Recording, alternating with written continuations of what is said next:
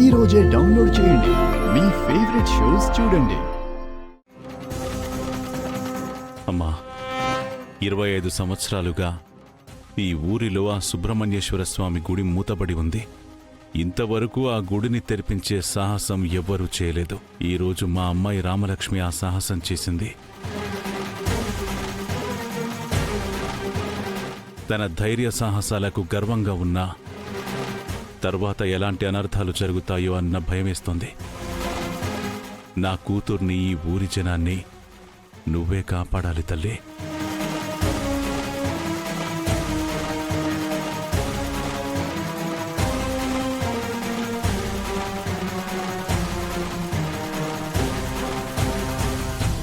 పెద్దనాన్నా, ఏంటమ్మా? రేపు కార్తీక పౌర్ణమి కదా.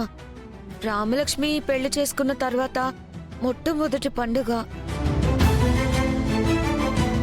ఈ పండక్కి కూతుర్ని అల్లుడిని పిలిస్తే బాగుంటుంది కదా. అందరం కలిసి పండుగ జరుపుకోవచ్చు.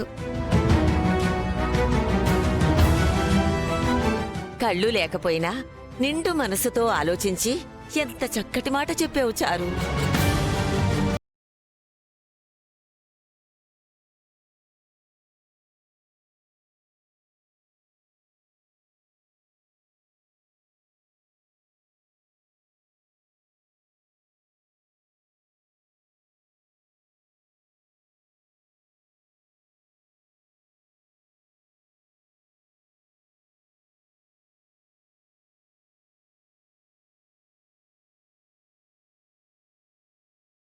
ఆ సంతోషం చూడాలనుంది బావగారు.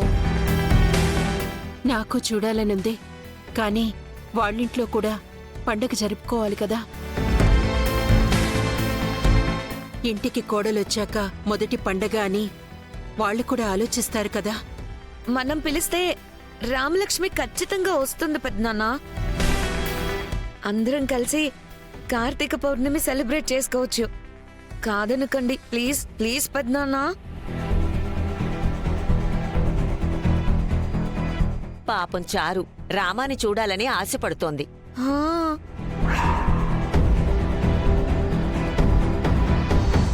అంటే కళ్ళతో కాదు బావగారు, రామా చేసే సందడిని చెవులతో వింటూ ఆనందించాలనుకుంటుంది. అవును పెద్దనాన్న, ప్లీజ్ పెద్దనాన్న, రామలక్ష్మి వాళ్ళని పిలవండి.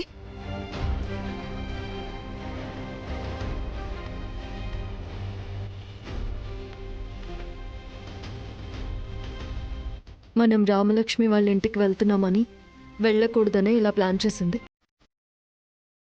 నా కూతురొస్తే నాకన్నా ఎక్కువ సంతోషించేవాళ్ళు ఎవరుంటారమ్మా? అలాగే పిలుస్తాను.